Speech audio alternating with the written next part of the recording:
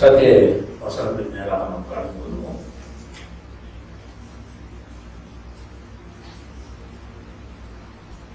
தேவனுடைய வசனத்தை நாம் சார்ந்து வாழ வேண்டும் என்பதை குறித்து போதித்து கொண்டு வருகிறேன். தேவனுடைய வசனத்தை நம்ம சார்ந்து இந்த உலகத்திலே வாழ வேண்டும். தேவனுடைய வார்த்தையை சார்ந்து வாழும்படி நாம் வார்த்தையினால இந்த உலகத்தில் ஜனிப்பிக்கப்பட்டிருக்கிறோம். யாக்கோபிலே வாசித்தோம், நாம் விசுவாசத்தினால சத்திய வசனத்தை கொண்டு தேவன் நம்மை தேவனுக்கு முதல் பலனாக இருக்கும்படி நம்மை சிருஷ்டித்தார். வார்த்தையினால நம்ம சிருஷ்டிக்கப்பட்டிருக்கிறதுனால வார்த்தையில வளரணும். ஞானப்பாடி மேல் வாங்கியா என்று சொல்றாரு. வார்த்தை இல்லாமல் நம்மளால வாழவே முடியாது. ஒரு மறுபடியும் பிறந்த ஒரு மனிதன் வசனத்தை விட்டுட்டானா அவன் சாவு அவனுக்கு ஆரம்பமாயிடுச்சுங்கிறத நினைச்சுங்க. மரணத்தை நோக்கி அவன் பயணப்பட ஆரம்பிச்சிடலாம். ஏன்னா நீங்க வார்த்தையினால சிருஷ்டிக்கப்பட்டுட்டு அந்த வார்த்தை இல்லாமல் உங்களால் பிழைக்கவே முடியாது. நீங்க ஆவிக்குரிய வாழ்க்கைங்கிறது சத்திய வசனம் இல்லைன்னா உங்களால் உலகத்துல சர்வ பண்ண முடியாது. நீங்களால் பிழைக்கவே முடியாது. வசனத்தை நாம் உட்கொண்டே தீர வேண்டும். வசனத்தை புசிக்க வேண்டும். மன்னாவை புசிக்கணும். வேதம் சொல்லுகிறது மனுஷன் 54 மட்டும் அல்ல. நமக்கு எல்லாருக்கும் ஒரு நாலேஜ் இருக்கு. அறிந்தோ அறியாமலோ குழந்தைக்கு சாப்பிடணும்னு தெரியறதுக்கு முன்னாடியே உணவு ஊட்ட ஆரம்பிச்சிடும். சாப்பிடணும், சாப்பிட்டா தான் இதெல்லாம் இருக்க முடியும் அப்படின்னு உணவு என்ன செய்யணும், ஊட்டி ஊட்டி ஊட்டி வளரும். நம்மளே அப்படித்தான். அந்த ஹேபிட் பிறந்ததுல இருந்து சாப்பிடணுங்கிற ஹேபிட் நமக்கு உருவாக்கிட்டதுனால வளர்ப்பிட்ட அப்புறம் நம்மளாம் என்ன செய்யலாம், சாப்பிட ஆரம்பிக்கணும். எல்லாருக்குமே தெரியுது நம்ம சாப்பிட்டா தான் வாழ முடியும், உயிர் வாழ முடியும் அப்படின்னு. அதனால எல்லாரும் உணவு எடுத்துட்டே இருக்கணும் இல்லையா? உணவு இல்லைன்னா செத்து போயிடும் சரீரத்தில். அதே போலதான் மறுபடியும் பிறந்த ஒரு மனிதன் வார்த்தையினாலதான் பிழைக்க முடியும். ஆகவே திருவசனமாகிய களங்கம் இல்லாம ஞானப்பாடி மேல் வாஞ்சியா இருங்கள் அப்படின்னு வேதம் சொல்லுது. வசனத்தை நீங்க விட்டுட்டீங்க அப்படின்னா உங்களால் பிழைக்க முடியாது. ஆவிக்குரிய மரணங்களுக்கு நேராக நீங்கள் பயணிக்கிறீர்கள் என்பதை தெரிந்து கொள்ளும். மறுபடியும் பிறந்தவங்கலாம் வசனம் இல்லை அப்படின்னா ஆவிக்குரிய மரணம் மனிதனுடைய வாழ்க்கையை விடுது. ஏசு சொன்னாரு, என் இடத்துல என் வார்த்தையை கேட்டு அதன்படி செய்கிறவனை கண்மலை மீட்ட வீட்டை கட்டின புத்தியுள்ள மனுஷனுக்கு அவன் ஒப்பிடப்படுவான், ஒப்பிடுவேன்னு சொன்னார். இன்னொருத்தரை பார்க்க சொன்னார், புத்தி கட்டவனை யாரும் இருக்காதல்ல. தன்னிடத்துல பர்சன் கேட்டுட்டு இருக்க மக்கள்கிட்ட சொல்றாரு. ஒரு கூட்டத்தை இதன்படி செய்யவில்லை என்றால் அவன் புத்தி இல்லாத மனுஷன் அப்படின்னு சொல்லி சொல்றாரு. அவன் வீட்டுல பெருமழை பெருவெள்ளம் காற்று வீசி அதை வீட்டு மேல் மோதின பொழுது விழுந்து முழுவதும் அழிந்தது. அவருடைய பிரசங்கம் அவங்களுக்கு ரொம்ப கஷ்டமா இருந்துச்சு. இதுபடி நீ செய்யலைன்னா அவன் வாழ்க்கை அழிஞ்சு போயிடும் அப்படிங்கிறார். இப்படி பிரசங்கம் பண்றதா நிறைய பேர் முடிய மாட்டேங்குது. நம்ம சில நேரங்கள் என்ன செய்யறோம்னா அதுதான் ஒரு வசனத்தின்படி செய்யலைன்னா ஒரு வாழ்க்கை என்ன செஞ்சிடும், அழிந்து போயிடும். எழுந்து நின்ன உடனே எனக்கு அதான் வாயில வந்த வார்த்தை தான் வந்துச்சு. வசனத்தை சார்ந்து கொள்ளாட்டா நீங்க மரணத்தை நோக்கி பயணப்படுறீங்க. இப்படி சொல்றது நிறைய பேர் முடிய மாட்டேங்குது. ஆனா உண்மை சத்தியம் தான். ஏனென்றால் நீங்கள் வார்த்தையினால் மறுபடியும் சிருஷ்டிக்கப்பட்டிருக்கிறீர்கள். அதை நம்புறீங்களா? அப்ப நீங்க வார்த்தையை சார்ந்து கொள்ளலைன்னா, வார்த்தை என்ற மன்னாவை புசிக்கலைன்னா, எப்படி சரீர உணவு ஒருத்த மனுஷன் எடுத்துக்காட்டினா சரீர பிரகாரமா சாகுறானோ அது போல ஆவிக்குரிய உணவை அனுதினமும் அவன் எடுத்துக்கொள்ளவில்லை என்றால் அவன் மரணத்தை நோக்கி என்ன செய்யலாம், பயணப்படலாம். உண்மை. செத்த கிறிஸ்தவங்களா வாழ்ந்துகிட்டு விசுவாசத்திலே செயல்படுகிற மனிதர்களை அவங்க கிரிட்டிசிசம் பண்றான். அவனுக்கு விளங்கல. ஏன்னா அவனுடைய வாழ்க்கையில ஆவிக்குரிய இருள் அவனை சூழ்ந்து கொண்டு விட்டார். அவனுக்கு அதெல்லாம் தாண்டி ஜீவனுள்ளவர்களாய் தேவன் மேலில் இருக்கிற பற்றுதலோடு பயணப்படுகிற காரியங்களை நடப்பிக்கிற மனிதர்களை பார்க்கும் பொழுது அவங்களுக்கு புரிய மாட்டேங்குது. இப்படிலாம் பண்றாங்க, இப்படிலாம் பண்ணணுமா, இப்படிலாம் செய்யணுமா அப்படின்னு நினைக்கிறான். நான் சொல்கிறேன், ஒரு கூட்டம் இருளுக்குள்ள கிடையாது. அவங்கள நீங்க பார்த்துட்டே இருக்காரு. அவரை பாருங்க, இயேசுவை பாருங்க. அவரை நோக்கி பார்த்த எல்லாரும் என்ன செஞ்சாங்க, பிரகாசம் அடைந்தார்கள். நல்ல ஒரு பிரகாசமான வாழ்வு வேணுமானா நீங்க அவரை தான் நோக்கி பாருங்க. இயேசுவை தான் என்ன செய்யணும், நோக்கி பாருங்க. அவரை நோக்கி பார்த்த எல்லாரும் என்ன செஞ்சாங்க, பிரகாசம் அடைந்தார்கள். அவருடைய கண்ணை முகம் என்ன செய்யாது, வெட்கம் அடையாது. ஆகவே தேவனை நான் நோக்கி பார்த்து, ஒவ்வொரு நாளும் நோக்கி பார்த்து தேவனை நான் சார்ந்து கொண்டவனாக நான் செய்யணும் இருக்கணும். நிறைய பேர் பார்த்தீங்கன்னா விதைப்பை பற்றி வேதம் பேசும் பொழுது கொரிந்தியர்ல நம்ம வாசிக்கிறோம் 9ஆம் அதிகாரம் 2 கொரிந்தியர் 9:10 விதைக்கிறவனுக்கு விதையையும் புசிக்கிறதுக்கு ஆகாரத்தையும் அளிக்கிறவர் உங்களுக்கு விதையை அளித்து அதை பெருக பண்ணி உங்கள் நீதியின் விளைச்சலை வர்த்திக்க செய்வார். அது 2 காரியம் சொல்றாரு. விதைக்கிறதுக்கு விதையை புசிக்கிறதுக்கு ஆகாரத்தை. காலையில சாப்பிட்டு வந்தீங்களா? உங்களை தான் கேட்கிறேன், எல்லாம் சாப்பிட்டு வந்தீங்களா கேட்கிறேன். மேக்சிமம் சாப்பிட்டு வந்தீங்க, எந்தெல்லாம் சாப்பிடாம வந்துருப்பாங்க. சாப்பிட்டீங்களா? கையை தூக்க மாட்டேங்கிறீங்க. சாப்பிட்ற மாதிரி கை தூக்க மாட்டேங்கிறீங்க. எல்லாருமே சாப்பிட்றோம், எல்லாருமே சாப்பிட்றோம். சாப்பிட முடியாத அளவுக்கு இருக்கு, அவ்வளோ சாப்பிடணும் எல்லாம். சில நாளாக சாப்பிடாம இருக்கு. கேட்டால் முதல் சாப்பிட்றதே செய்ய மாட்டேன், அதனால சாப்பிடாம இருக்கு. ஆனால் வயிறு ஃபுல்லாக தான் இருக்கு இல்லையா?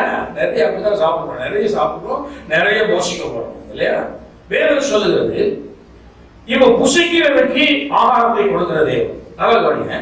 இப்ப தினம் உங்க பிளேட்ல வந்து உங்களுக்கு வந்து உணவு வருது, உங்க முன்னாடி ஒரு லீஃப்ல வந்து உணவு வைக்கிறாங்க அப்படின்னா இந்த உணவு அது யாரு வேணாலும் வைக்கட்டும். நீங்க கடையில கூட போய் சாப்பிடுங்க. தேவன் உங்களுக்கு அருள்லைன்னா உங்களுக்கு உணவு என்ன செய்யாது, கிடையாது. வேதம் சொல்லுகிறது அவர் கரத்தை விரிக்க எல்லாம் திருப்தி அடையலாம், அவர் கரத்தை மூடிக்கொள்வாரையானால் அவைகள் எல்லாம் மாண்டு என்ன செஞ்சிடும், மண்ணுக்கு திரும்பும் என்று பார்க்கிறோம். அப்ப ஒவ்வொரு ஃபுட்டுக்கும் வந்து ஆதாரம் வந்து தேவன் தான். அவர் ஒரு கிரியையை இந்த உலகத்தில் செய்கிறாரு. பூமி தன் பலனை கொடுக்கிற. வேதம் சொல்லுதான் வானங்களுக்கு மறுமொழி கொடுப்பேன், வானம் பூமிக்கு மறுமொழி கொடுக்கும், பூமி வந்து எண்ணெய்க்கும் தானியத்துக்கும் திராட்சரசத்துக்கும் மறுமொழி கொடுக்கும். இப்ப தேவன் வானத்துக்கு மறுமொழி கொடுக்கலன்னா வானம் பூமிக்கு மறுமொழி கொடுக்க, மழையை கொடுக்காது. மழை இந்த உலகத்தில் கொடுக்கணும் அப்படிங்கிற மனுஷனுடைய வாழ்க்கைக்கு ரொம்ப கஷ்டமாயிரு. ஏன்னா பூமி வந்து தன்னுடைய தானியத்தையோ எண்ணெயையோ திராட்சரசத்தையோ என்ன செய்யாது, விளைவிக்காது. அப்போ ஒரு சைக்கிள், இது எல்லாமே காரணமா ஒருவர் இருக்கிறார், ஒரு காரணம் கட்டா இருக்கிறார். அவர் சொல்றாரு நான் உனக்கு ஆகாரம் கொடுக்கலைன்னா மாட்டு போயிடும். அப்போ இங்க அவர் சொல்றாரு புசிக்கிறதுக்கு ஆகாரத்தையும் அருளுகிறவர். அப்ப தினமும் நமக்கு 3 வேளை சாப்பிடணும், 3 வேளை ஆகாரம் கொடுக்கிறது யாரு, தேவன். அப்ப தேவனுக்கு உங்களுக்கு ஒரு கனெக்ஷன் இருக்கு, ஒத்துக்கிறீங்களா? 3 நேரம் சாப்பிடறாங்களா இருந்தா உங்களுக்கு தேவனுக்கு இடையில நினைச்சது ஒரு கனெக்ஷன் இருக்கு. எல்லா மனுஷன் தேவனே இல்லைன்னு சொல்ற ஆளா இருந்தா கூட அவனுக்கு தேவனுக்கு இடையில ஒரு கனெக்ஷன் இருக்கு. தேவன் என்ன பண்றாரு, ஆகாரத்தை கொடுத்துட்டு இருக்கிறார். இப்ப நல்லா சாப்பிடுறோம். இப்ப அதற்கு இன்னொரு பகுதி என்ன சொல்லுதுன்னா விதைக்கிறவனுக்கு விதையையும். இப்ப தினமும் நீங்க சாப்பிடுறீங்க இல்லையா? தினமும் உங்களால விதைக்க முடியுமா? நான் சொல்ல முடியும். It is possible, it is possible, முடியும். ஆனா நான் விதைக்கணுங்கிறதையே மறந்துடுறது. ஆனா 3 நேரம் சாப்பிடணுங்கிறத மட்டும் மறக்காம என்ன செய்யுது, சாப்பிட்டுட்டே இருக்கணும். சிக்னல் உள்ள இருந்து கொடுத்துருது. கொஞ்சம் லேட் ஆனோடனே உள்ள இருந்து வேற வேற மாதிரி வயிறு என்ன செய்யுது, இறைய ஆரம்பிச்சிருது. இல்லாட்டா பசியில காற்று உள்ள ஃபுல்லாகி ஏப்பம் வருது. சிலர் சாப்பிட்டு சிலர் ஏற்படுவாங்க, சிலர் பசியில ஏற்படுவாங்க. சொல்லுவாங்க பசி ஏற்பம் அப்படிம்பாங்க. ஏன்னா அங்க உள்ள எம்டியா போய் காத்து ஃபில் ஆகி உள்ள இருந்து வருது, வெளியில எங்கோ ஒரு பக்கம் வருது, ஏப்பம் வருது, ஏதோ ஒரு சிக்னல் உள்ள வயிறு இறையுது, பசி எடுக்குது இல்லையா? அப்ப நம்ம வந்து சாப்பிடணும் அப்படிங்கறத மட்டும் நமக்கு நல்லா கான்சன்ட்ரேட் பண்றோம். ஆனா வேதம் சொல்லுகிறது விதைக்கிறவனுக்கு விதையையும் புசிக்கிறதுக்கு ஆகாரத்தையும். அப்ப புசிக்கிறதுக்கு ஆகாரத்தை அருளுகிறார் என்றால் விதைக்கிறதுக்கும் அவர் விதையை என்ன செய்யறாரு, கொடுக்கிறார். 2க்குமே கொடுக்கிறார். உங்களுக்கு சாப்பிடுறதுக்கு 3 நேரம் ஆகாரம் வருது என்றால் நிச்சயமாகவே தேவன் சொல்றாரு உனக்கு விதைக்கிறதுக்கும் நான் விதை என்ன செய்றேன், கொடுக்கிறவர். ஆனா என்னுடைய என்ன எப்படின்னு கேட்டா இது விதைப்பதற்காக தேவன் எனக்கு கொடுத்தது என்பதை நான் மறந்து விடுகிறேன். மறந்து விடுகிறதுனாலே விதைக்க வேண்டும் என்ற எண்ணம் இல்லாமல் நான் என்னுடைய வாழ்க்கையிலே என்னுடைய பயணத்தை தொடர்கிறேன். விதைக்கணுங்கிற எண்ணமே இல்லாம நான் வாழ்ந்துட்டு இருக்கிறேன். அப்போ ஒவ்வொரு மனிதனும் விதைக்க வேண்டும் என்ற எண்ணம் படைத்தவனாக மாறணும். நான் சொல்றேன், நீங்க ஒவ்வொருத்தரும் விவசாயி மாதிரிதான். ஒவ்வொரு மனிதனும் விதைக்கும்படி தேவன் உங்களை உருவாக்கி இருக்கிறார். நீங்கள் தேவனுடைய வார்த்தையினால் உருவாக்கப்பட்டவர்கள் என்றால் உங்களால் விதைக்க முடியும். விதைப்பதிலே உங்களுடைய கவனம் இருக்க வேண்டும். வேற நேரத்தில் நம்ம அதை பத்தி கவனமே வைக்கிறது இல்லை. நம்ம ஏதாவது ஒண்ணு விதைக்கணும் அப்படின்னு நம்ம நினைக்கிறது இல்லை. விதைப்பு வந்து அக்கறையே இல்லாம இருக்கும். ஆனால் நான் சொன்னேன், விதையை அழித்து அவர் விதைக்கிறது விதையும் புசிக்கிறது ஆகாரத்தையும் அருந்துகிறவர் என்ன பண்றாரா? வாசிங்க, உங்களுக்கு விதையை அழித்து. அதை தெளிவா சொல்றாரு. உங்களுக்கு பக்கத்துக்கு ஆளாபாசம், உங்களுக்கு விதையை அழித்து. உங்களுக்கு விதை கொடுத்துருக்காரு, மறந்துருக்காரு இல்லையா? உங்களுக்கு விதையை அழித்து என்ன பண்றாரா? அதை பெருக பண்ணி. உங்களுக்கு விதையை அழித்து அதை பெருக பண்ணி. இப்ப தேவன் என்ன பண்றாருன்னா, ஒரு பெருக்கத்தின் பிரமாணத்தோடு உங்களுக்கு கொஞ்சம் விதையை கொடுக்குறாரு. இந்த விதையை நீ வந்து விதைக்கணும். இந்த விதையை நீ விதைத்தால் இது என்ன செய்யும்? பெருகும். இதை பெருக பண்ணி உங்கள் நீதியின் விளைச்சலை நான் என்ன செய்ய போறேன்? வர்த்திக்க போறேன், பெரிய விருத்தியை கொடுக்க போறேன் அப்படின்னு சொல்லி தேவன் உங்க கையில ஒரு விதையை கொடுக்குறாரு.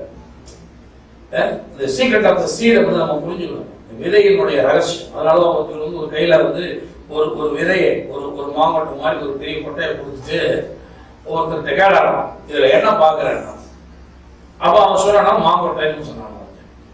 இன்னொருத்தர் கொண்டை கொடுத்து இதுல என்ன பாக்குறேன்னு கேட்டான். அவன் சொன்னானா இதுக்குள்ள ஒரு பெரிய ஃபாரஸ்ட் நான் பாக்குறேன்.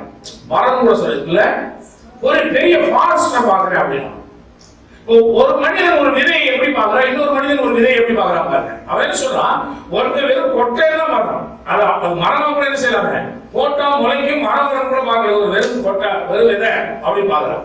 இன்னொரு எப்படி பாக்குறான்னா, இது ஒரு பெரிய வனம், பெரிய ஃபாரஸ்ட் அப்படின்னா.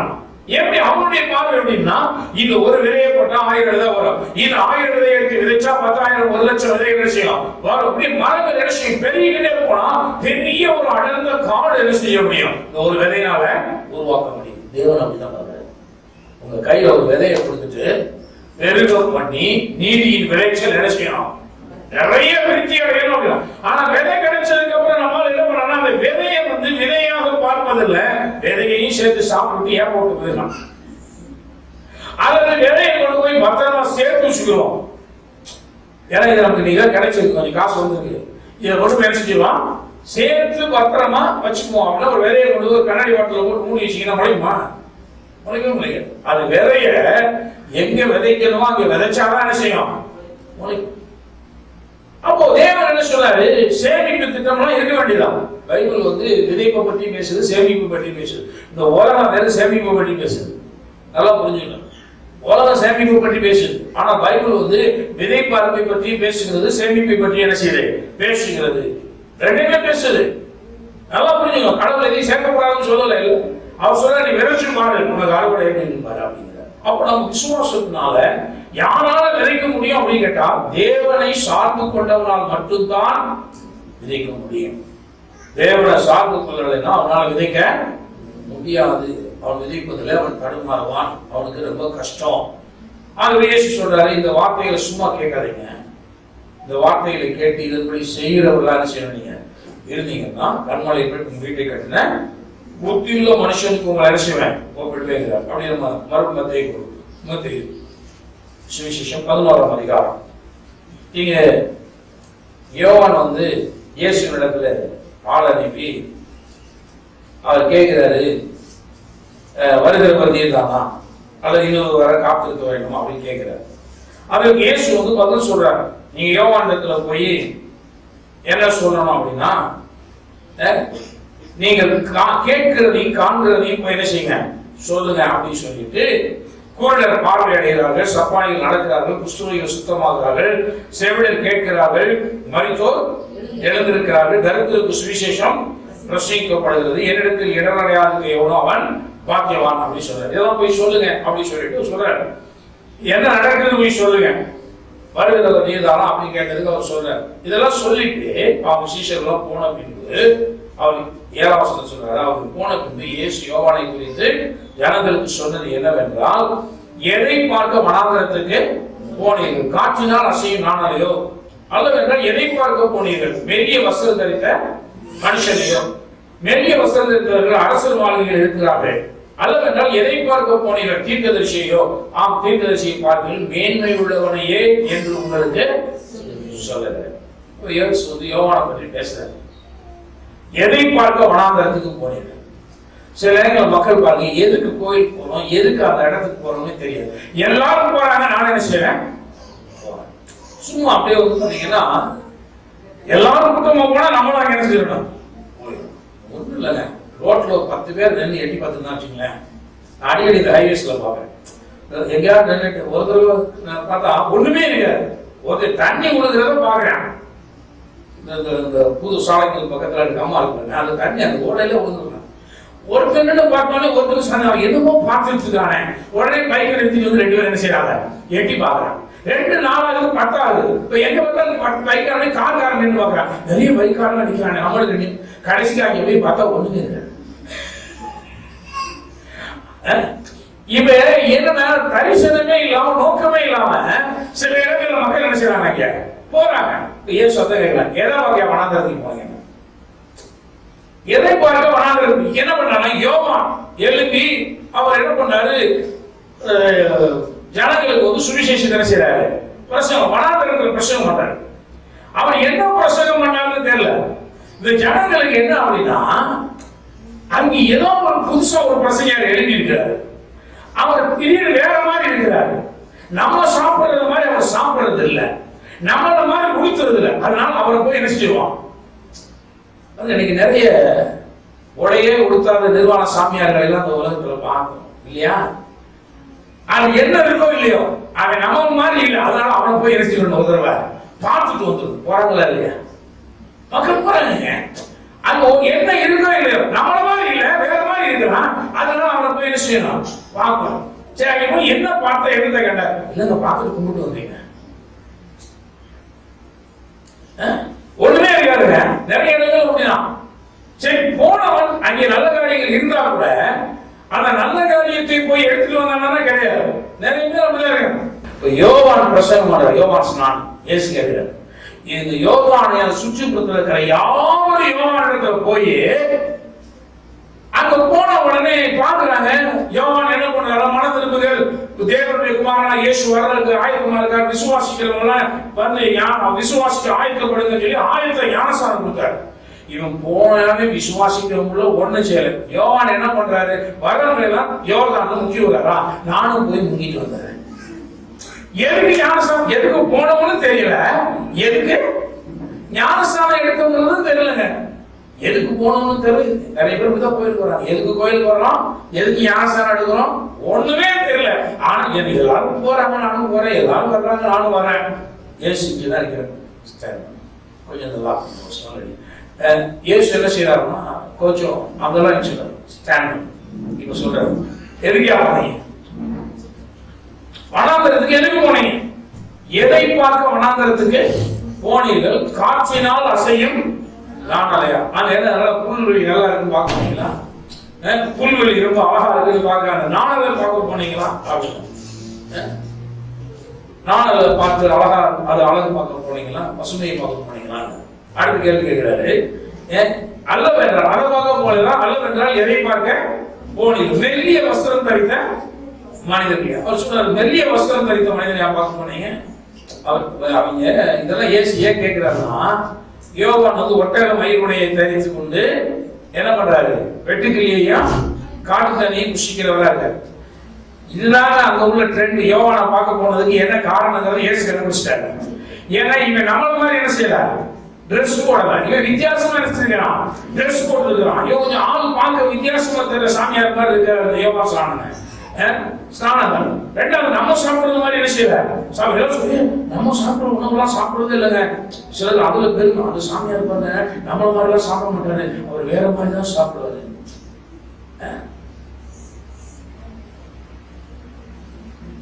சில ஆட்கள் இருக்காங்க, நாங்க வந்து உணவு எடுக்கிறதே இல்லை, ஆனால் உயிர் வாழ்வோம், காற்ற சுவாசம் பண்ணி உயிர் வாழும். அப்படி ஒரு கிறிஸ்தவத்தில் சொல்றோம், அது நல்ல கூட்டம் போயிட்டு இருக்கு. அப்புறம் அந்த இன்டர்வியூ பண்றாங்க, எப்படியா எது காற்றை மட்டும் சுவாசிச்சு உணவே இல்லை, தேவைப்பட்டால் அப்பப்போ ஜூஸா குடிச்சுக்கிறேன், அந்த ஜூஸ் குடிக்கிறது தெரியாது. இவன் என்ன நினைக்கிறானே, இவர் காற்றையும் சுவாசிச்சு வாழ்றாரு, அதனால இவர் பார்க்க போறோம், அவர் எதுவும் பெரிய விசேஷமான ஆள். நிறைய பேரு நிறைய இடங்களுக்கு எதுக்கு போறோம்னே தெரியாம தான் போயிட்டு அது இந்துத்துவத்துல இருக்கு, கிறிஸ்தவத்துல இருக்கு, எல்லா மதங்கள்லயுமே இருக்கு. எதுக்கு போறோம்னே தெரியும். எல்லாரும் போனாங்க, அங்க போயிட்டு வந்துட்டான், நம்மளும் ஏதோ புண்ணியம் கிடைக்கும் தாங்க போனேன். ஏசாதான் இங்க நின்று கேட்கிறார், எதை பார்க்க போனீர்கள்? மெல்லிய வஸ்திரம் தரித்த மனிதனை பார்க்க போனீங்களா? யோவான் அவன் ஒட்டக மயிலுடைய தெரிந்தவனா இருந்தா, அவன் வித்திய வார்த்தை செய்ய அணிந்தவனா இருந்தா, பெல்ட் போட்டுதான், வித்தியாசமான ஆளா இருந்தான். நீங்க எதை பார்க்க போனீங்க? மெல்லிய வஸ்திரம் தரித்த மனிதர்கள் என்றால் ஒரு அரண்மனையில் அல்லவா இருக்கிறார்கள். நீங்க அதெல்லாம் பார்த்துக்கணும். அந்த ரெடிங் ட்ரெஸ் உடுக்கி அவங்க 20 இருக்கான ஆடம்பரம் அவங்களை பார்க்கணும். நீங்க அரண்மனையில் போயிருக்கணும், எதுக்கு வனாந்தரத்துக்கு போனீங்கன்னு கேட்கிறாரு. அப்புறம் மூன்றாவது அவரே ஒரு சப்ஜெக்ட் வர்றாரு. அவர் சொல்றாரு, அல்லவன் எதை பார்க்க போனீர்கள்? அல்லவென்றால் எதை பார்க்க போனீர்கள்? தீர்க்கதரிசியோ அப்படி கேட்ட அவரே ஆம், தீர்க்கதரிசியை பார்க்கிலும் மேன்மை உள்ளவனையே என்று உங்களுக்கு சொல்றாரு. தீர்க்கதரிசியா அப்படி கேட்டார். கேட்டு சொல்றாரு, தீர்க்கதரிசி ஆம், தீர்க்கதரிசியை காட்டிலும் மேன்மை உள்ளவனையே அப்படின்னு சொல்லி சொல்லுகிறதை பார்ப்போம். இப்ப யோவான்டே கேட்டாங்க கேள்வி, யோவான் நீர் யார்? யோவான் கேட்டாங்க, நீர் யார்? யோவான் 1 அதிகாரத்தில் எழுதப்பட்டிருக்கிறது 19 எருசலேமிலிருந்து யூதர்கள் அதிகாரியும் லேவியரையும் யோவானிடத்தில் அனுப்பி நீர் யார் என்று கேட்டபோது அவன் மறுதலியாமல் அறிக்கையிட்டது என்று நான் கிறிஸ்து அல்ல என்று அறிக்கையிட்டார். அப்பொழுது அவர்கள் பின்னே நீ யார்? நீ எலியாவா என்று கேட்டார். அதற்கு நான் அவன் அல்ல என்றான். நீ தீர்க்கதரிசியானவரா என்று கேட்டார். அதற்கும் அல்ல என்றார். அவர்கள் பின்னும் அவனை நோக்கி நீ யார்? எங்களை அனுப்பியவர்களுக்கு நாங்கள் உத்தரவு சொல்லும்படி உண்மை குறித்து என்ன சொல்லுகிறீர் என்று கேட்டார்கள். அதற்கு அவன் வாசிங்க, கர்த்தருக்கு வழியை செவ்வை பண்ணுங்கள் என்று ஏசாயா தீர்க்கதரிசி சொன்னபடி நான் வனாந்தரத்திலே கூப்பிடுகிறவனுடைய சத்தமா இருக்கு. அவன் சிம்பிளா ஒரே ஒரு வேர்ட்ல சொல்லு, I am the voice of the wilderness. நான் வனாந்தரத்தில் கூப்பிடுகிறவனுடைய சத்தமாக இருக்கிறேன். அவ்வளவுதான். நான் இனி ஒரு பெரிய தீர்க்கதரிசியை நான் சொல்லிக்கொள்ள விரும்பவில்லை. அல்லது நான் இயேசு அல்ல. ரெண்டு தெளிவா சொல்லிட்டேன். முதலாவது நான் இயேசுவான்னு கேட்டாங்க, நான் இயேசு அல்ல. அப்படின்னா நீங்க தீர்க்கதரிசியா கேட்டாங்க. அவனை நீ எலியாவான்னு கேட்டான். அதுக்கு அவன் என்ன சொல்லிட்டான், நான் எலியா அல்ல, நான் எலியா கிடையாது. அப்புறம் மூன்றாவது கேட்கிறாங்க, அப்ப நீ தீர்க்கதரிசியானவரா அப்படின்னு கேட்கிறான். அவன் சொல்ல தீர்க்கதரிசினா இல்ல. அப்ப நீ யார்? அவங்களை அனுப்பினவர்கள் சொல்லணும். நீ எப்படி ஞானஸ்நானம் கொடுக்குறீங்க, இதெல்லாம் பண்றீங்களே எப்படி அப்படின்னு சொல்லி கேட்கும் பொழுது அப்போ அவர் சொல்றாரு, நான் வனாந்தரத்தில் கூப்பிடுகிறவருடைய சத்தமாக இருக்கிறேன் அப்படின்னு சொல்லிட்டு முடிச்சிட்டார். இப்போ நிறைய நேரங்களில் நமக்கு இந்த யோவான் ஸ்நானம் சொல்லும் போது ஒன்றுதான் தெரியும், இந்த இயேசு அவர் வேற மாதிரி பார்க்குறாரு, அவர் வேற மாதிரி சொல்றாரு.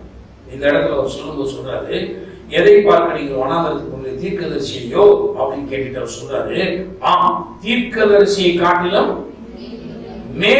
மேன்மையான ஒரு மனிதரை நீங்கள் பார்க்க முடியாது. அதாவது என்னன்னா, அவன் எத்தனையோ தீர்க்கதரிசி இந்த உலகத்துல வந்திருக்காங்க. அந்த எல்லா தீர்க்கதரிசிகளை காட்டின இவன் மேன்மையான ஒரு மனிதன், ரொம்ப உயர்ந்தவன், எல்லா தீர்க்கதரிசிகளை காட்டிலும் மேன்மையானவன் அப்படின்னு சொல்லிட்டு இப்ப இன்னும் கொஞ்சம் விளக்கம் சொல்றாங்க. அவர் சொல்ற ஸ்திரீகளிடத்திலே 10 வருஷம் பாருங்க, 11 அது எப்படி இதோ நான் என் தூதனை உனக்கு முன்பாக அனுப்புகிறேன், அவன் உமக்கு முன்னே போய் உமது நாம வழியை ஆயத்தம் பண்ணுவான் என்று எழுதிய வாக்கியத்தால் குறிக்கப்பட்டவன் இவன் தான். சிறியவர்களிடத்திலே பிறந்தவர்களில் யோவான் ஸ்நானனை பார்க்கிலும் பெரியவன் ஒருவனும் இல்லை.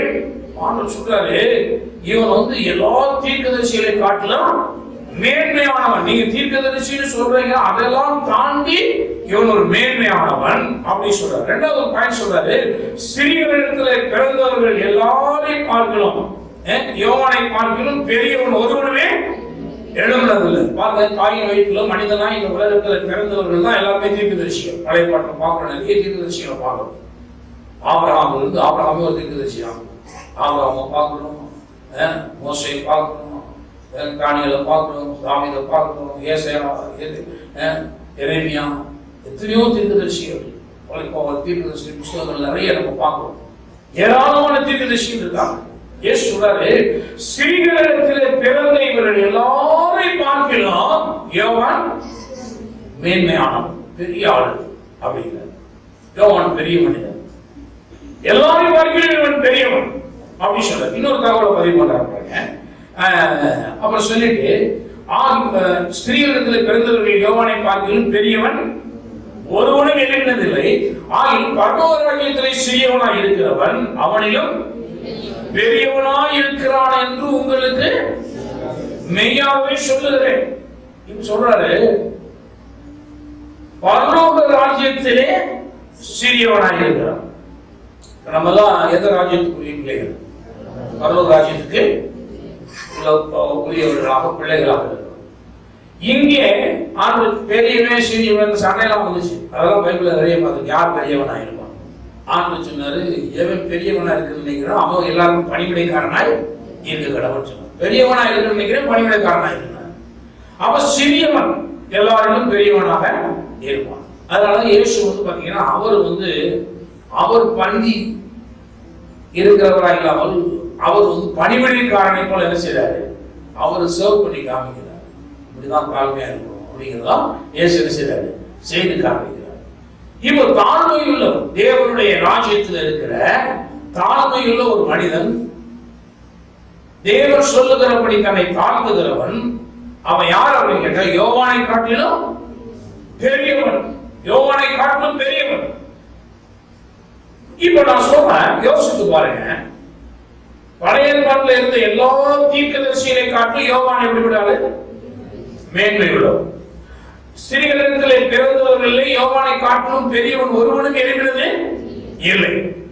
இப்போ புதிய ஏற்பாட்டிலே உங்களை என்னை பார்த்து வேதம் சொல்லுகிறது, நீங்கள் தாழ்மையுள்ளவர்களாக சிறுமையானவர்களாக தேவனுக்கு முன்பாக சிறியவர்களாக நீங்கள் இருப்பீர்களானால் அப்படிப்பட்டவர்களாக இருக்கும் தேவன் விரும்புகிறார். அப்படிப்பட்டவர்களாக நீங்கள் இருப்பீர்களானால் வேதம் சொல்லுகிறது, அவர்கள் எல்லாரையும் பார்க்கிலும் நீங்கள் பெரியவர்கள். நீங்களா எப்படி விடாது? யாரை காட்டி பெரியாது? யோவான் யாரை காட்டி பெரியவன்? தீர்க்கதரிசிகள் எல்லாரையும் காட்டிலும் பெரியவன். நீங்க மிகப்பெரியவர்கள். ஏன் கேட்டா, நீங்கள் ஸ்திரீயினுடைய வயிற்றிலிருந்து பிறந்தவர்கள் அல்ல, நீங்கள் தேவனாலே பிறந்தவர்கள். ஹல்லேலூயா. கரங்களை தட்டி தேவனை ஹல்லேலூயா. ஸ்திரீகளிடத்திலிருந்து பிறந்தவனை காட்டிலும் தேவனால் பிறந்தவன் பெரியவன். அதனால வேதம் சொல்லுகிறது, தேவனால் பிறந்தவனை அன்றி உலகத்தை ஜெயிப்பவன் யார்? தேவனால் பிறப்பதெல்லாம் உலகத்தை ஜெயிக்கும். உங்கள் விசுவாசம் உலகத்தை ஜெயிக்கிற ஜெயம். ஏனென்றால் மனுஷனா ஒரு ஸ்திரீ வயிற்றில் பிறக்கிறது எல்லாரும் பிறந்தாங்க. தேவன் சொல்றாரு, நீ முற்றிலும் வித்தியாசமானவன், நீ தேவனுடைய வார்த்தையினாலே ஜனிப்பிக்கப்பட்டவன். ஆகவே எல்லா பழைய ஏற்பாடு ஸ்திரீயினுடைய வயிற்றிலே பிறந்த சாதாரண மனிதர்களை காட்டிலும் அல்லது தீர்க்கதரிசிகளை காட்டிலும் யோவான் மேன்மை உள்ளவன். யோவானை காட்டிலும் தேவனால் பிறந்தவன் மேன்மை உள்ளவன், பெரியவர்கள் என்று தேவன் சொல்றார். இப்ப நம்மளை கொண்டு போய் பாருங்க, உன்னதங்கள்ல அவரோட கூட வலது வாசத்தில் என்ன பண்ணிருக்காராம், உட்காரம் வைத்திருக்கிறார். மேன்மையான இடத்துல நம்ம வச்சிருக்கிறார். நிறைய நேரங்கள்ல பாருங்க, இந்த சத்தியங்கள்லாம் நமக்கு விளங்க மாட்டேங்குது. நம்ம நினைக்கிறோம், மோசே சொன்னாரு கடல் கலந்துச்சுங்க, மோசே சொன்னாரு தண்ணி ரத்தமா மாறிச்சுங்க, மோசே ஜெபம் பண்ணாரு வானத்திலிருந்து கல்மலை விழுந்துச்சுங்க, அவர் சொன்னாரு நின்று போச்சுங்க. அதெல்லாம் நம்ம சொல்றோம். ஆனா பாத்தீங்கன்னா நம்ம சொன்னா நடக்குமா? நிறைய பேர் நான் சொல்லியா நடக்கும், எங்க வீட்டுக்காரே கேட்க மாட்டேங்கிறாரு, என் மனைவியே கேட்க முடிய மாட்டேங்கிறாங்க, பிள்ளைகளே நான் சொல்றதை எங்க கேட்கிறாங்க. நிறைய பேர் பாஸ்டர் சப்போர்ட் கொடுக்குவாங்க, நீங்க சொல்லுங்க பாஸ்டர், நான் என்ன கேட்க மாட்டேங்கிறான் சொல்ற மாதிரியா? நம்ம இந்த கூட பாத்தீங்கன்னா ஃபெயிலியரை ஃபேஸ் பண்ணி வளர்ந்து கடைசி நம்ம மைண்ட் செட் எப்படின்னா, நான் சொன்னா ஒண்ணுமே என்ன செய்யாது, இந்த உலகத்துல நடக்காது. ஆனா பழைய சொல்லியிருக்காங்க, நடந்திருக்கோம். ஆமா நடந்திருக்கு, பைபிள் இருக்கு, அதை ஒத்துக்கிறோம். ஆனா சொல்ல தீர்க்கதரிசியை எல்லாரையும் காட்டிலும் மேன்மை உள்ளவனாக உன்னை வைத்திருக்கிறேன், நீ சொன்னால் சொன்னபடியே செய்யலாம், ஆகும் மலையை பார்த்து எவனாவது விசுவாசம் உள்ளவனாய் மலையை பார்த்து பெயர்ந்து நீ சமுத்திரத்திலே தள்ளிட்டு போய் என்று சொல்லி சொன்னபடி ஆகும் என்று உன் இருதயத்திலே சந்தேகப்படாமல் விசுவாசித்தால் நீ சொன்னபடி உனக்கு ஆகும் அப்படி தேவன் சொல்றாரு. நம்ம என்ன நினைக்கிறோம்னா, நான் சொல்லி எங்க நடக்கும். நான் சொல்கிறேன், நீங்கள் எல்லா தீர்க்கதரிசிகளை காட்டிலும் மேன்மை உள்ளவர்கள், மேன்மை உள்ளவர்களாக தேவன் உங்களை வைத்திருக்கிறார். தேவன் உங்களை விசேஷித்த பார்வையாக உங்களை பார்க்கிறார். சிலர் பைபிள் அவங்களை எப்படி பார்த்து நம்மளை பார்க்க தெரியாம நம்ம உட்கார்ந்து இருக்கிறோம். நாம நம்மளை குப்பையா பார்க்கிறோம், அடிமையா பார்க்கிறோம், எளிமையா பார்க்கிறோம். இப்படிதான் பார்த்துட்டு இருக்கிறோம். ஒன்றும் இல்லாமல் நான் பார்க்கிறேன், இறந்து போனவங்க நான் பார்க்கிறோம். நான் சொல்லுவேன், தேவனும் வார்த்தையும் உங்களை எப்படி பார்க்கிறதோ அப்படி நீங்கள் பார்த்தால் நீங்கள் சொன்னபடியெல்லாம் இந்த உலகத்தில் நடக்க ஆரம்பிக்கும். நீங்கள் தீர்க்க தரிசனம் உரைத்தால் அந்த தீர்க்க தரிசனங்கள் நிறைவேற ஆரம்பிக்கும். முதல்ல உங்களை குறித்த இமேஜினேஷனை மாற்றுங்க. இயேசு சொல்றார், நம்ம பாயிண்ட் போறோம் பாருங்க. அவர் சொல்லும்போது சொல்றார், பரலோக ராஜ்யத்திலே சிறியவனாய் இருக்கிறவன் அவனிலும் பெரியவனாய் இருக்கிறான் என்று உங்களுக்கு எப்படி சொல்றாரா? மெய்யாகவே மெய்யாகவே சொல்ல ஏற்கனவே சொல்லுங்க. ஒரு sanctified word, அது ஒரு பரிசுத்தமான ஒரு வார்த்தை. அந்த வார்த்தை மாறவே மாறாது. அது ஒரு விசேஷமான வார்த்தை. நான் சொல்ல, நீங்கள் மேன்மை உள்ளவர்கள் என்று தேவன் விசேஷமாய் உங்களை பார்த்து சொல்லுகிறார். ஹல்லேலூயா. நீங்க மேன்மை உள்ளவர்களா? ஆமென். தேவன் உங்களை பார்த்து சொல்றார், உன்னை பார்த்து நான் விசேஷமா சொல்றேன், நீ மேன்மை உள்ளவன். யோவானை காட்டிலும் நீ மேன்மை உள்ளவன். என்னுடைய ராஜ்யத்திலே தாழ்மை உள்ளவனா இருந்தால், சிறியவனா இருந்தால், நீ தான் எல்லாரையும் காட்டலாம் மேன்மை உள்ளவன். அப்ப நம்மளை எப்படி பார்க்கணும்னா, ஆவிக்குரிய ரீதியிலே நான் மறுபடியும் பிறந்து வார்த்தையினால் வளர்ந்து வருகிற ஒரு மேன்மையான ஒரு மனிதனாக இருக்கிறேன். நான் செய்வதெல்லாம் வாய்க்கும், நான் சொல்வதெல்லாம் என்ன செய்யும்? நடக்கும். நான் செய்வதெல்லாம் வாய்க்கும். எல்லாம் சொல்லுங்க, நான் செய்வதெல்லாம் வாய்க்கும், நான் சொல்வதெல்லாம் நடக்கும். ஆமென். கரங்களை தேவன் மகிமைப்படுத்துவோம்.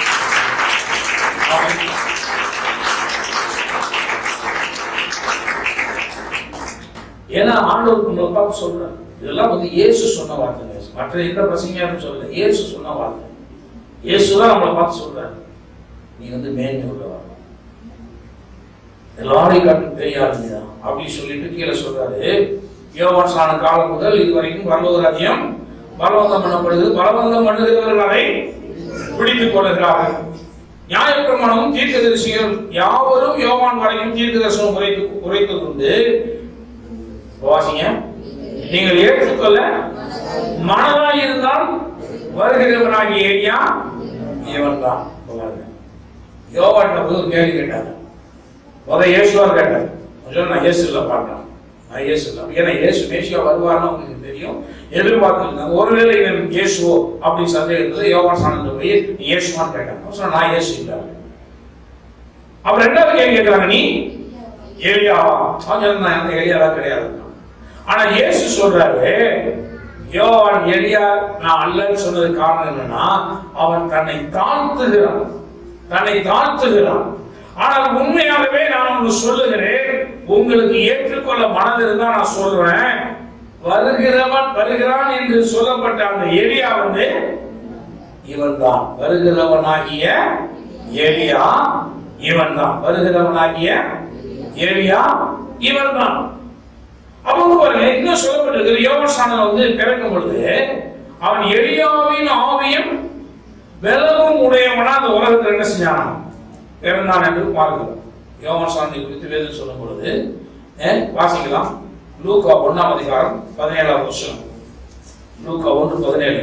பிதாக்களுடைய இருதயங்களை பிள்ளைகளிடத்திற்கும் கீழ்ப்படியாதவர்களை நீதிமான்களுடைய ஞானத்திற்கும் திருப்பி உத்தமமான ஜனத்தை கர்த்தருக்கு ஆயத்தப்படுத்தும்படியாக அவன் எலியாவின் ஆவியும் பலமும் உடையவனாய் அவருக்கு முன்னே நடப்பான் என்றார். தேவதூதன் வந்து இங்க சொல்றார், சகரியாவை பார்த்து, உன் மனைவி எலிசபெத் கர்ப்பவதியாகி குமாரன் பிறப்பாரா. அவன் எப்படி இருக்க போறான்னா, பிதாக்களுடைய இருதயங்களை பிள்ளைகளிடத்திற்கும் கீழ்ப்படியாதவர்களை நீதிமான்களுடைய ஞானத்துக்கும் திருப்பும்படியாக. இந்த ஸ்பிரிட் ஆஃப் காட் ஒரு மனுஷன் மேல வரும் பொழுது சில ஆட்கள் பிள்ளைகளை பெற்றுருவாங்க, ஆனா பிள்ளைகள் மேல எந்த கரிசனையும் இருக்காது. பிள்ளைகளுக்கு செய்ய வேண்டிய காரியங்களை செய்ய மாட்டாங்க. பொறுப்பற்ற பெற்றோர்களாக அவர்கள் இந்த உலகத்தில் வாழுகிறதை பார்க்கிறோம். ஆனால் அபிஷேகம் ஒரு மனிதனுடைய தலையில் வரும் பொழுது பிள்ளைகளை குறித்த கரிசனையுடைய பெற்றோர்களாக அவர்கள் என்ன செய்யறாங்க? மாறுகிறார்கள். அபிஷேகம் ஒரு மாற்றத்தை உண்டாக்குகிறது. அபிஷேகம் பிள்ளைகளை குறித்த அக்கறையை கொடுக்கிறது. அபிஷேகம் பிள்ளைகளுடைய நல்வாழ்வை விரும்பக்கூடிய அந்த ஒரு நல்ல மனநிலையை ஒரு தகப்பனுக்கு செய்து கொடுக்கிறது. அபிஷேகம் வரும் பொழுது பிதாக்களுடைய இருதயங்களை பிள்ளைகளிடம் இந்த பிள்ளையை பெற்று அதோட நிறைய பேர் தெருவில் மாதிரி விட்டுருவாங்க. ஆனால் சில பெற்றோர்கள் இருக்கிறாங்க, அவங்களை உருவாக்கணும், அவங்களை ஒரு நல்ல ஸ்தானத்துக்கு கொண்டு வரணும், அவங்களை ஒரு மனிதர்களை சமுதாயத்தில் மாற்றணும். என்னை காட்டிலும் அவங்க ஒரு தலை சிறந்த நிலையில் என்ன செய்யணும் வர. ஒவ்வொரு பெற்றோருடைய ஆசையாக தான் ஏன் மாதிரி வரணும்னு விரும்புறது கிடையாது. என்னை காட்டலாம் இன்னும் நல்லா வரணும். இதான் ஒவ்வொரு பேரனுடைய ஒரு ஆவலாக இந்த உலகத்தில் இருக்கிறது. எப்படி கேட்டா அபிஷேகம் பெற்ற ஒரு மனிதன் அது ஆசை மட்டும் இல்லை, அவன் அப்படியே உருவாக்குகிறவனாக இருக்கிறான். இந்த யோவான் மேல வரப்போற ஆவி எப்படின்னா பிதாக்களுடைய இருதயங்களை பிள்ளைகளிடத்திற்கும் கீழ்ப்படியாதவர்களை நீதிமான்களுடைய ஞானத்திற்கும் திருப்பி உத்தமமான ஜனத்தை கர்த்தருக்கு என்று ஆயத்தப்படுத்தும்படியாக ஒரு ஜனங்களை ப்ரிப்பேர் பண்ற, ஜனங்களை தேவனுக்கு என்று ஆயத்தப்படுத்துகிற, இயேசுடைய வருகைக்கு என்று ஆயத்தப்படுத்துகிற, இயேசு உலகத்தில் வரும்பொழுது அவரை ஏற்றுக்கொள்ள ஒரு ரெடியா ஒரு கூட்டத்தை உருவாக்கி வைக்கும்படியாக ஒரு ப்ரிப்பரேஷன் ஒர்க் பண்றதுக்காக ஆயத்த வேலைகளை செய்வதற்காக கர்த்தரால் அனுப்பப்பட்ட ஒரு தூதுவனாக எலியா பண்றார். அதாவது யோவான் வர்றார். அவன் வரும்பொழுது அவனுக்குள்ள இருந்த ஆவி என்னன்னு கேட்டா எலியாவின் ஆவியும் பலமும் உடையவனாய் அவருக்கு முன்னே நடப்பான். இப்போ யோவானுக்குள்ள இருக்கிறது என்னது? ஸ்பிரிட் ஆஃப் எலியா. எலிசாவுடைய அந்த ஸ்பிரிட் தான், எலிசாவுடைய ஸ்பிரிட் தான் அவனுக்குள்ள இருக்கு. அந்த ஆவியை உடையவனாக யோவான் இந்த உலகத்துல வந்திருக்கிறதை பார்க்கிறோம். இப்போ அந்த ஆவி அங்கு அவனுக்குள்ள இருக்கு. ஆனா யோவான என்ன சொல்றாரு? நான் எலியா இல்ல அப்படிங்கிற. ஆனா இயேசு சொல்றாரு வருகிறவனாகி எலியா இவன் தான் அந்த எலியா. ஏனென்றால் எலியா அவனுடைய ஆவி நிறைய காரியங்களை நம்ம பார்க்கிறோம்.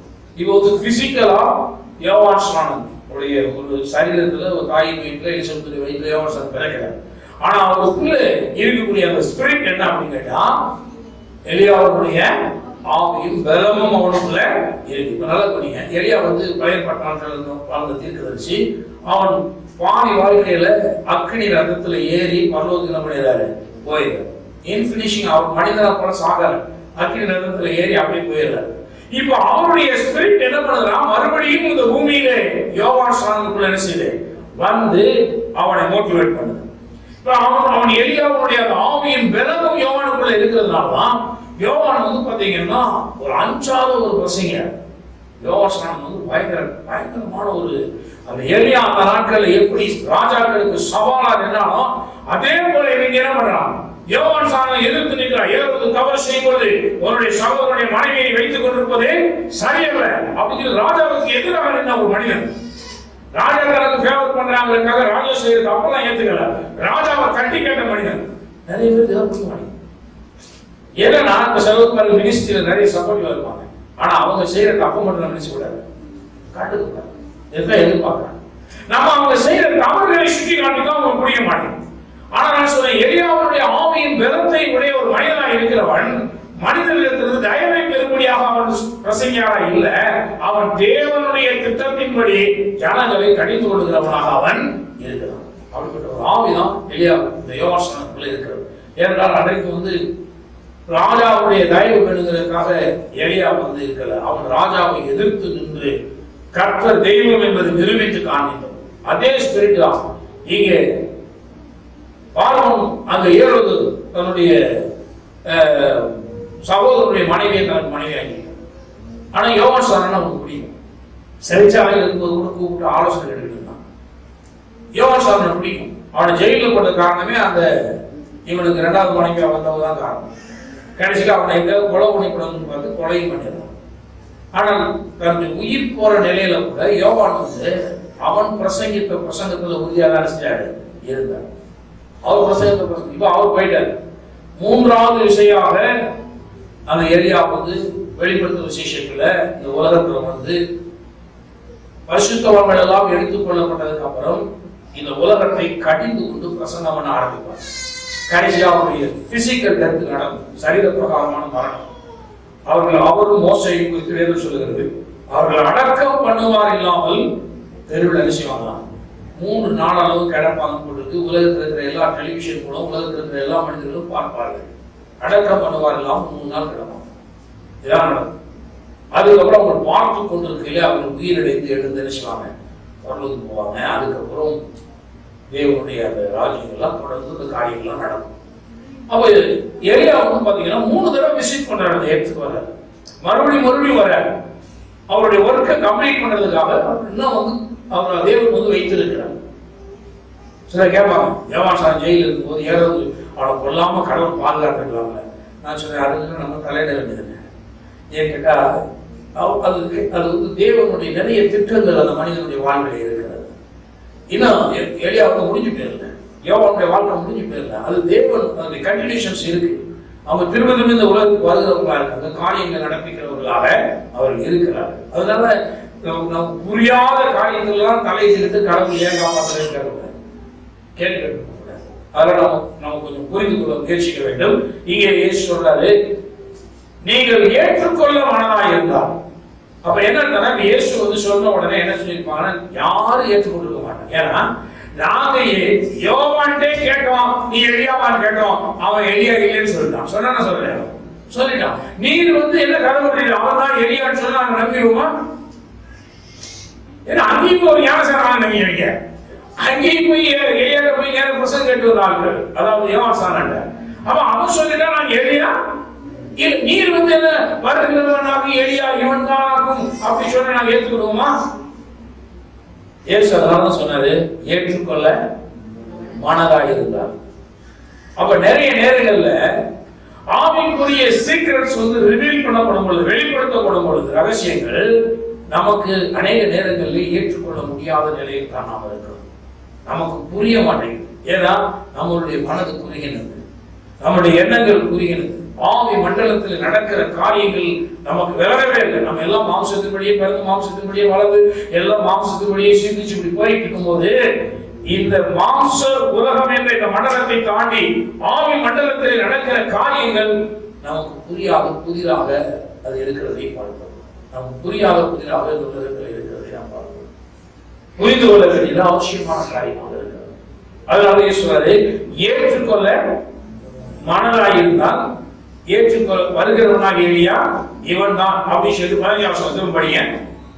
கேட்கிறதுக்கு காதுள்ளவன் சொல்றாரு, ஏற்றுக்கொள்ள மனசு இருந்தா ஏற்றுக்கோ, கேட்கிறதுக்கு காது இருந்தா. நிறைய பேருக்கு வந்து பாருங்க, ஏற்றுக்கொள்ற மனசு இருக்கிறது இல்ல, கேட்கிற காதம் இருக்கிறது. கேட்கிற காதுனா என்ன நினைக்கிறீங்க? நல்லா புரியுது. கேட்கிற காதுனா என்ன தெரியுமா? ஏன் காதுனால கேட்டுச்சு, நானும் தான் கேட்டேன், நீங்க பூரா பாஸ்டர் நானும் தான் கேட்டேன் அப்படிமா வச்சுருக்காரு. சும்மா காதல் இப்படி கேட்கறதுக்கு அது வந்து கேட்கிற காதுன்னு சொல்லுது. கேட்கிற காதுனா அழகா இங்கே உபாகமத்துல சொல்லும் போது 21 இன்று உன் தேவனாய் கர்த்தர் உனக்கு விதிக்கிற கற்பனைகளின்படி எல்லாம் செய்ய கவனமாய் இருக்கும்படிக்கு அவைகளுக்கு உண்மையாய் செவி கொடுப்பாயானால் இப்பொழுது சொல்லப்படும் ஆசீர்வாதங்கள் எல்லாம் உண்மையில் உனக்கு வலிக்கும். இப்ப அங்க அதை கேட்கிற விதம் இப்படி சொல்லப்படும் பாருங்க, இன்று உன் தேவனாயை கர்த்தர் உனக்கு விதிக்கிற கற்பனைகளின்படி எல்லாம் செய்ய. அப்ப கேட்பது என்றால் நான் கேட்டு செயல்படுவது. சொல்லுங்க, நான் கேட்பது என்றால் கேட்டு அதன்படி செயல்படுவது. அதான் கேட்கிறது. சும்மா நானும் கேட்டுட்டு போனீங்க, நீங்க பசங்க கேட்டுதான் போனேன்னு சொல்லிட்டு வெளியில போய் நீங்க வேற மாதிரி செஞ்சுருந்தீங்கன்னு வச்சுக்கோங்க, அதுக்கு பேரு வந்து கேட்டு செயல் கேட்கறது கிடையாது. அது எப்படின்னு கேட்டா சும்மா கேட்டுட்டு அப்படி போயிருது, அது வந்து கேட்காத காலம். ஏன்னா அது என்னுடைய வாழ்க்கையில செயலாக என்ன செய்யல, மாறல. அதாவது உங்க வாழ்க்கையில எந்த ஒரு பிரசங்கமும் செயலாக மாறவில்லை என்றால் உங்க காது தான் ஒழுங்கா கேட்கலன்னு அர்த்தம். இங்கு பிரசங்கிக்கப்படுகிற வார்த்தைகள் செயலாக உங்களுடைய வாழ்க்கையில மாற வேண்டும். செயலாக மாறவில்லை என்றால் உங்க காது என்ன, நீங்க சரியா இருக்கணும்னு சரியா நீங்க என்ன செய்யல, கேட்கவில்லை. அதனால அப்படி சொல்றாரு, நாம் செய்கிற சொல்லுகிற கற்பனைகளின்படி எல்லாம் செய்ய கவனமாய் இருக்கும்படி உண்மையா அவ எதுக்கு கேட்கிறேன்னா நான் கேட்டு அதன்படி செய்யணும். 1 மணி நேரம் 1 மணி நேரம் பிரசவம் பண்ணிட்டு இருக்கோம். எதுக்கு? உங்க நேரத்தை வீணாக்கி என் நேரத்தை வீணாக்கி ஏதோ ஒரு இதுதான் சும்மா வந்து ஏதோ கேட்டுட்டு நான் போனேங்க, கேட்டுட்டேன் ஒரு ஆசீர்வாதம் அதனால கேட்டேங்க. இல்லை இல்லை இல்லை, ஆசீர்வாதம் எப்போ வருது அப்படின்னா செய்ய கவனமாய் இருக்கும் பொழுது இப்பொழுது சொல்லப்படும் ஆசீர்வாதங்கள் எல்லாம் உண்மையிலிருந்து உனக்கு கேட்டு செய்யும் பொழுது சொல்லப்பட்ட ஆசீர்வாதங்கள் எல்லாம் நம்ம என்ன செய்யணும் வரும். கேட்கறதுனால மட்டும் ஆசீர்வாதம் படிச்சுமா அப்படின்னு கேட்டா இல்ல, கேட்பது நல்லது. ஆனால் கேட்டு விசுவாசித்து அதன்படி செய்ய ஆரம்பிக்கிற அளவுக்கு கேட்க வேண்டும். அதாவது நம்ம கேட்கிற விதம் நமக்குள்ள ஒரு மாற்றத்தை கொண்டு வர வேண்டும். அதுதான் நான் சொல்றேன். பரிசேயனுடைய டீச்சிங், வேதபாரகனுடைய டீச்சிங் இருக்கு, அது வந்து எப்படின்னா மனுஷனுக்குள்ள மாற்றத்தை கொண்டு கொண்டாங்க. அவன் என்னன்னா ஏதோ ஒரு ட்ரெடிஷன், நீ போகணும் ஒரு நியாயப்பிரமாண புஸ்தகம் வாசிச்சாங்கன்னா எல்லாரும் எழுந்து நிற்க கடவும், எழுந்து நிற்பாங்க. நியாயப்பிரமாண புஸ்தகம் வாசிச்சோன்னே எல்லாரும் கையில் உட்காடு போடணும், உட்காடு போட கடவும். நான் நிறைய நாளில் பார்த்து உட்கார கடவும், எழுந்துக்க கடவும், தலையை தாழ்த்த கடவும், நிமித்த கடவும். இப்படியே பார்த்தீங்கன்னா அந்த மெக்கானிக்கல் வே மாதிரி எல்லாம் போகும். உட்கார கடவும்னா உட்காந்து, எதிரி கடவும்னா எதிரிக்கும், தாழ்த்த கடவும்னா தாழ்த்தும், நிமித்த கடவும்னு நிமித்தம். எதுக்கு பண்றோமே தெரியாது, ஆட்டுக்குட்டி மாதிரி தலையாடிட்டு இருக்கு. அப்புறம் போயிடுறது, வீட்டுக்கு போயிட்டு நமக்கு பிரியமானபடி செய்ய கடவும். நீ எதுக்கு வந்தோம்? அது ஏதோ ஞாயிற்றுக்கிழமையான கோயிலுக்கு போங்க, சாமி கும்பிடுவோம், இப்போ தலையை காப்பு சொல்லலாம் வந்தோம், தலையை காப்பிச்சாச்சு, ஆசீர்வாதம் வாங்கியாச்சு, போயாச்சு. இப்படிதான் நீங்க நிறைய கிருத்தம் வருது. இதுல இருந்து முற்றிலும் மாறுபட்டது இயேசுடைய பிரசங்கங்கள், முற்றிலும் மாறுபட்டது. இயேசு சொல்றாரு, சும்மா வந்து கேட்கிறாங்க, நான் நீ கேட்டால் அது ஒரு செயலாக ஒரு வாழ்க்கையில் என்ன செய்யாது, அந்த மாதிரி கேட்டது. அப்போ கேட்கறதுக்கு காதுள்ளவன் கேட்க கடவன் அப்படின்னு சொல்றாரு. அப்படின்னா அதுக்கப்புறம் இன்னும் கொஞ்சம் இறங்க சொல்றாரு, இந்த சந்ததி யாருக்கு ஒப்பிடுவேன்? சந்தை வெளியில உட்கார்ந்து தங்கள் தோழரை பார்த்து உங்களுக்காக குளம் ஊதினோம் நீங்கள் கூத்தாடவில்லை, உங்களுக்காக புலம்பினோம் நீங்கள் மாரடிக்கவில்லை என்று குறை சொல்லுகிற பிள்ளைகளுக்கு ஒப்பாயிருக்கு. நிறைய நேரங்களும் பார்த்தீங்கன்னா அடுத்தால குறை சொல்றதுதான் நம்பணும். அடுத்தால குறை சொல்லிட்டே இருப்பாங்க. உங்களுக்காக நாங்க வந்து குழல் ஊதினோம், நீங்க என்ன செய்யல, நீங்க டான்ஸ் ஆடல. உங்களுக்காக நாங்க வந்து என்ன பண்ணோம்னா புலம்பினோம், நீங்க என்ன செய்யணும், நம்ம அடிச்சுக்கணும், நீங்க மாரடிக்கலையா, அந்த ஆக்ஷன்லாம் ஊதிங்களா அப்படின்னு சொல்லி மற்றவர்களை குறை சொல்லுகிற சந்ததிக்கு ஒப்பாயிருக்கிறார். இவன் கேட்டு செய்யணுங்கிற அந்த நிலைமையே கிடையாது. அடுத்தவனே பார்த்து சொல்லு, நீ கூத்தாடினியா, நீ வந்து மாரடிச்சியா, நாங்க செஞ்ச போது அவன் செஞ்சியா, இதை செஞ்சியா, இதெல்லாம் வந்துட்டு இருக்காங்க, இந்த ஆக்ஷன் தான் வந்துட்டு இருக்காங்க. தேவன் சொல்றாரு, இதெல்லாம் விட்டுட்டு, குறை சொல்றதெல்லாம் விட்டுட்டு, அடுத்தவங்களை குற்றம் கண்டுபிடிக்கிறதெல்லாம் விட்டுட்டு ஒரு வெளிப்பாட்டை பெற்ற மனிதனாக பாருங்க. யோவான் சார் பத்தி சொல்றாரு, அவன் போஜனம் பண்ணாதவனா வந்தான். அவன் வளர்ந்ததுக்கு ஆல்வேஸ் எதுவுமே நம்மள மாதிரி சாப்பிடாது பசங்க கிடையாது. அதுக்காக கல்வி பார்க்க மாட்டாங்க, அவர் எப்படிதான் வாழ்றாரு பார்த்துக்கணுமே அப்படி சொல்றாரு. அவன் போஜனம் பண்ணாதவனாய் வந்தான், அதற்கு அவர்கள் அவனை பிசாசு பிடித்திருக்கிறவன், அவன் டெவல் பொசஸ்டா இருக்கான், அதனால சாப்பிட மாட்டேங்க, பொசஸ்ட் அதனாலதான் சாப்பிட மாட்டேங்க. சாப்பிடலைன்னா இங்க ஒரு நாள் ஒரு சகோதரி ஒரு ஊழியக்காரங்க எங்களால் ஒன்றும் பண்ண முடியல கூப்பிட்டு, ஏன்னா கேட்டா சாப்பாடெல்லாம் கொடுத்தா அப்படியே அள்ளி எரியுது, தூக்கி எரிஞ்சு ஒண்ணுமே சாப்பிட மாட்டேங்குது. அது பேய் பிடிச்சிருக்குண்ணா. அது பார்த்தீங்கன்னா இந்த டெலிவரி டைம்ல அது கொஞ்சம் பிரெயின் அஃபெக்ட் ஆகிடும். உடனே வந்து வேற மாதிரி பேய் ஓட்டுறோம் போட்டு அந்த பிள்ளையை போட்டு பாடாப்படுத்தி அதை போல ஒழுங்கா ட்ரெஸ் எல்லாம் கொடுத்தோம். இவங்க அடிச்சு கிடிச்சு பண்ணணும். உடனே அது ஆடையெல்லாம் கரண்டி எரிஞ்சு வேற மாதிரி பண்ற வேலையில் அது வேற வேலைக்கு போயிடுச்சு. கடைசிக்கு என்ன பண்றது தெரியாம ஒரு ஆம்பளையார் சட்டை போட்டு ஒரு பாவடையை கட்டி இப்படி பண்ணாங்க. அதுக்கு என்னைய பக்கத்து உள்ள வர மாட்டேங்குச்சு. நம்ம எல்லாம் பேசி கொஞ்சம் உட்கார வச்சு கூட இருக்கிற ஆட்கள் எல்லாம் வெளியில அனுப்பிட்டேன். ஏன்னா அவங்க பண்ண அது விக்ரஸ் ஆகிட்டே இருக்கு. எல்லாரும் வெளியே போகணும். அது என்ன பண்ணட்டு நான் பார்த்துக்கிறேன் சொல்லிட்டு உட்காந்து பேசி அதோட கொஞ்சம் அன்பா பேசி எனக்கு நல்லா தெரியாது பேய் கொடுக்குறேன். அது பிரெயின் அஃபெக்ட் ஆயிருக்கு. அதை ஒரு போட்டு பண்ணக்கூடாதுன்னு கொஞ்சம் அன்பா பேசி சரி சாப்பிட்றேன் அம்மான்னு கடைசியாக கேட்டேன். உடனே அவங்க கூப்பிட்டு வந்து சொன்னாங்க, இப்போ சாப்பாடை பூரா அள்ளி எரிய கொடுப்பாரு, எரிஞ்சிடும். நாங்கள் எங்கள் வீட்டில் அப்போ சர்ச்சு முடிஞ்ச நேரம் இட்லி தான் இருந்துச்சு. இட்லி சட்னியை ஊற்றி கொடுத்தாங்க. அது சட்னியில் இருக்கிற கடுகை கூட ஒழுங்காக நீட்டாக எடுத்து ஓரமாக வச்சுட்டு அழகாக சாப்பிடுச்சு. இதுக்கு கூட உட்காந்து பெரிய ஆச்சரியம். ஃபஸ்ட்டு நாங்களாம் கொடுத்தோம், தூக்கி அப்படியே எரிஞ்சிடும். உங்கள் வீட்டில் அவ்வாட்டுக்கு சாப்பிடுது அப்படின்னா நான் சாப்பிட்றதுக்கு எடுத்துக்கிறேன் கண்ணு கேட்க. அப்புறம் அதில் கேட்குறேன், கொஞ்சம் நல்லா நான் அடுத்த நாள் கேட்டேன், ஏமா உங்கள் வீட்டில் சாப்பாடு கொடுத்தா எரிஞ்சிடும்? அவங்களே கேட்குறாங்க, ஏன் எங்கள் வீட்டு சாப்பிடணும்? அவங்க அப்பா அடுத்த நாள் சண்டே சர்வீஸ் முடிச்சுட்டு அவர் சாப்பாடு ஆக்கி கொண்டு வந்தோடனே சாப்பிட மாட்டேங்குது. உடனே வெட்டிங்களா பசங்க இதுதான் சாப்பிடாது. நான் சொன்னேன், எங்கள் வீட்டு சாப்பாடு சாப்பிட சொல்லி கொண்டு கொடுத்தா அழகாக சாப்பிடும். என்னம்மா அப்படின்னு கேட்டாங்க. அவன் என்ன சோறாக்கி கொண்டாந்துருக்கான், ரேஷன் அரிசியை மொச்சை கொண்ட மாதிரி ஆக்கி வறுத்தக்கூடாது, அந்த மாதிரி சாப்பிடுவாங்களா? பாஸ்ட் ஃபுட் தும்பப்பூ மாதிரி இருக்கு சோறு, நல்லா இருக்கும். புளி போட்டு இருந்துச்சு, வெண்டைக்காய் புளி போட்டு, அது ஒன்றை விடாம வலிச்சு அவன் நீட்டை அவர் கிணறு நிறையா போட்டு நல்லா சாப்பிட்டுச்சு. அது அப்பதான் சொன்னேன், ஏன் மனநல பாதிக்கப்பட்ட பிள்ளையாருக்கு குழந்தை எடுத்துருக்கு, கொஞ்சம் நல்ல ஆகாரங்களை கொடுத்து அதை கொஞ்சம் நல்லா டெவலப் அதை விட்டுட்டு நீ சாப்பிட்ற இந்த ரேஷன் அரிசியவே சாப்பிடணும்னு சொன்னா அது டென்ஷன் ஆகி பண்ணது எவ்வளவுன்னு சொல்லி அதுக்கப்புறம் அதுக்கு அன்பா நிறைய போதிச்சு கிழிச்சு அனுப்பிச்சு விட்டேன். சில நேரங்கள் நம்ம என்ன பண்ணுறாங்கன்னா சாப்பிடலைன்னா பேய் முடிச்சுட்டு யோகாசாரன் பேய் முடிச்சுக்கிட்டாங்க. ஏன்னா அவங்க நம்ம மாதிரி சாப்பிட்றது இல்லை, அது பேய் தான் முடிச்சுக்கணும். என்ன என்னத்த தாயா பேய் பிடிச்சாங்க, பேய் எப்படி ஆடுன்னு பார்க்க முடியுங்களா? போஜனம் பண்ணாதவங்க பேய் பிடிச்சு சொல்லிட்டீங்க. மனுஷங்க ஏசு என்ன பண்ணாரு, இறங்கி கூப்பிட்டாலும் சாப்பிட போயிடுவாங்க. பாவி பார்க்கறதுல மனுஷன் சாப்பிடுறது பாயா பாடுறேன் அவங்க வீட்டுக்கு.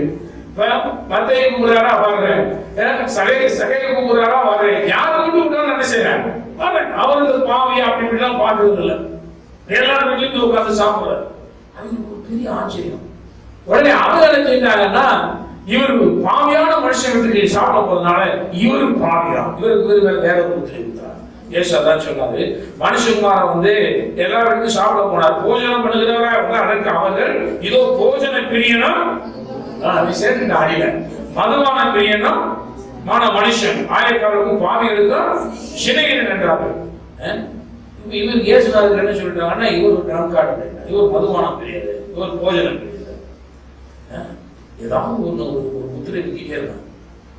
இதெல்லாம் என்னன்னு கேட்டா ஒரு அண்டர்ஸ்டாண்டிங் இல்லாமல் கண்ணு திறக்கப்படாது. அதனால சொல்றாரு, ஏற்றுக்கொள்ற மனதும் கேட்கிற காலம் உனக்கு என்ன செய்யணும் இருக்கணும். இருந்தாதான் ஆவிக்குரிய ரகசியங்களை என்ன செய்ய முடியும், அறிந்து கொள்ள முடியும். வெறும் மெக்கானிக்கல் வேல திங்க் பண்ணு எல்லாமே தவறா தானே செய்யும் தெரியும்.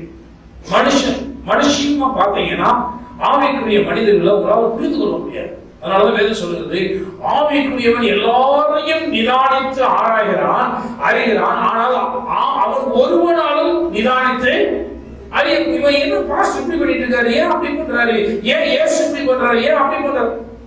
மனுஷனா இருந்தீங்கன்னா, வெறும் மனுஷிக பார்வையில பாத்தீங்கன்னா உங்களால் புரிந்து கொள்ள முடியாது.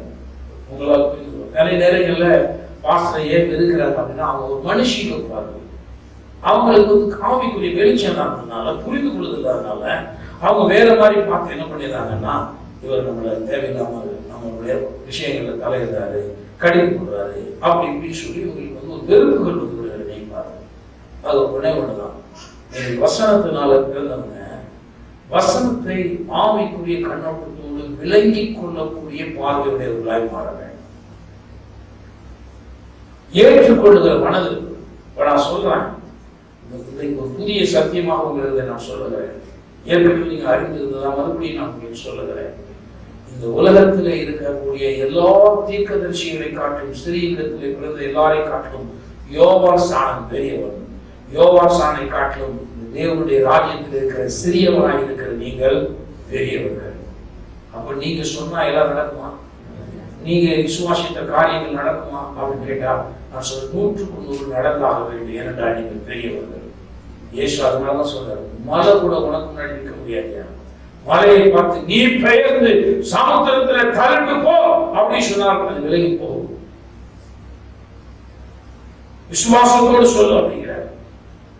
யாக்கோபு இப்போது அசுரனை மலைகளை மிதித்து நொறுக்கி குண்டுகளை பதற்கு ஒப்பாக்குகிறார். உன் காலுக்கு முன்னாடி பெரிய மலையெல்லாம் படராக மாறும். காற்று வீசும் பொழுது இருந்த இடம் அறியப்படாமல் போகும் சொல்றாரு. அசுரன், நீங்க பிரச்சனை பெருசு பெருசு பார்த்துட்டு இருக்காங்க. நீங்கள் எவ்வளவு பெரியவர்கள் என்பதை பாருங்கள். இந்த ராஜ்யத்தின் புத்திரராய் மாறுங்கள். இந்த ராஜ்யத்திலே தாழ்மை உள்ளவர்களாய் தேவனுடைய வார்த்தையை அங்கீகரித்துக் கொள்ளுகிறவர்களாய் நீங்கள் இருக்கும் பொழுது நான் சொல்லுகிறேன், நீங்கள் எல்லாரையும் காட்டிலும் பெரியவர்கள்.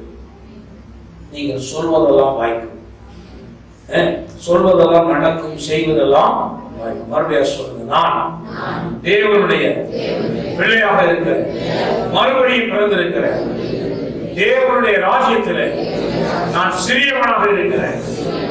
ஸ்திரீகளிடத்தில் பிறந்த எல்லாரை காட்டிலும் மறுபடியும் வார்த்தையினால் பிறந்த நான் பெரியவனாக இருக்கிறேன். நான் செய்வதெல்லாம் வாய்க்கும், சொல்வதெல்லாம் நடக்கும். நான் செய்வதெல்லாம் வாய்க்கும், நான் சொல்வதெல்லாம் நடக்கும். கரங்களை கட்டி கர்த்தரை சோதரிப்போம். எழுந்திருப்போம். ஹல்லேலூயா, ஹல்லேலூயா, ஹல்லேலூயா, ஹல்லேலூயா. Thank you Lord. Hallelujah, hallelujah, hallelujah, hallelujah, hallelujah. உங்களை நீங்களே புதுப்பித்துக் கொள்ளுங்கள். எண்ணங்களை மாற்றுங்கள். இயேசு சொல்லியிருக்கிறார், மெய்யாகவே நான் உங்களுக்கு சொல்லுகிறேன், நீ பெரியவன். இயேசு ஒரு நாள் பொய்யுரையாதவர். அவர் சொல்லியிருக்கிறார், நீ பெரியவன். மெய்யாகவே நான் சொல்லுகிறேன், நீ பெரியவன் என்று சொல்லுகிறேன். தேவனை சார்ந்து கொண்ட மனிதர்கள் நீங்கள், உன்னதமானவருடைய மக்கள். மனிதனாய் இருந்தால் உங்களால் கூடாது, தேவனாலே எல்லாம் கூடும் என்று பார்க்கிறோம். தேவனால் எல்லாம் கூடும் என்றால் நீங்கள் தேவர்கள் என்றும் உன்னதமானவருடைய மக்கள் என்றும் அவர் சொல்லி இருக்கிறார். இந்த இடத்துல தேவன் என்று சொல்லும் பொழுது யாரா சொல்றாரு? உங்களை தான் சொல்றாரு, என்னைக்கா சொல்றாரு. பைபிள் நம்மளை தேவர்கள் என்று அழைக்கிறது. மனிதனால் கூடாது, அதாவது தேவனை சார்ந்து கொள்ளாத மனிதனால் கூடாது. தேவனை சார்ந்து கொண்ட மனிதன், அதாவது தேவனாலே, தேவர்களாலே எல்லாம். உங்களால் எல்லாம் கூடுமா?